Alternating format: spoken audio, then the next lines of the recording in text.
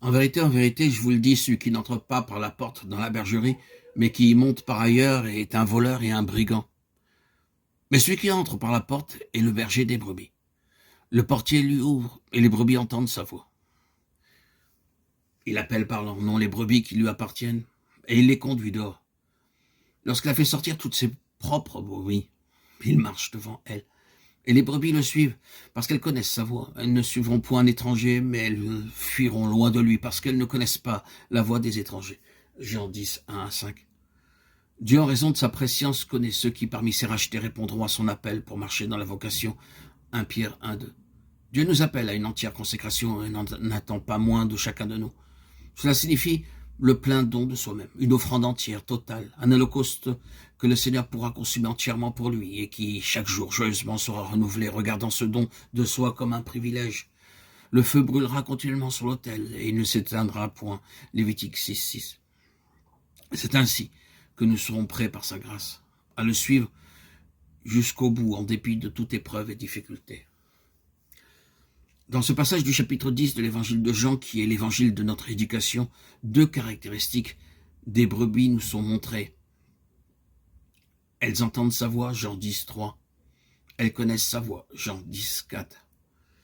Spécifiant ainsi ce qui est propre aux brebis qui lui obéissent, entendre a le sens de percevoir la voix, c'est-à-dire de saisir en esprit, tandis que connaître, c'est être en relation avec cette voix.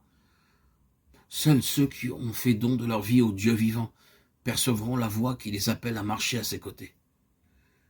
Ils sauront que tout appel est perçu dans l'homme intérieur, dans l'esprit où s'établit le témoignage qui produit la certitude, l'assurance, la paix quant à leur engagement. Désormais, ils apprendront à connaître de mieux en mieux cette voix, à l'écouter, afin qu'ils sachent ce qu'il a à leur dire.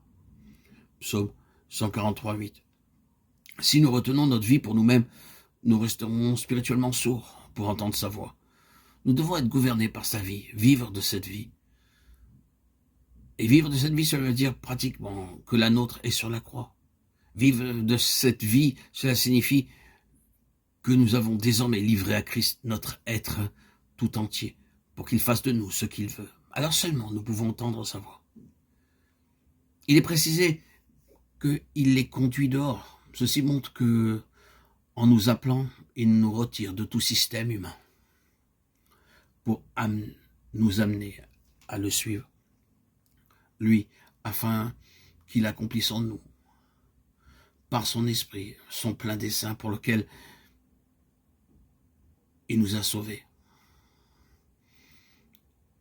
Les brebis le suivent parce qu'elles connaissent sa voix. Elles ne suivront point un étranger, mais elles fuiront loin de lui parce qu'elles ne connaissent pas la voix des étrangers. Jean 10, 1 à 5.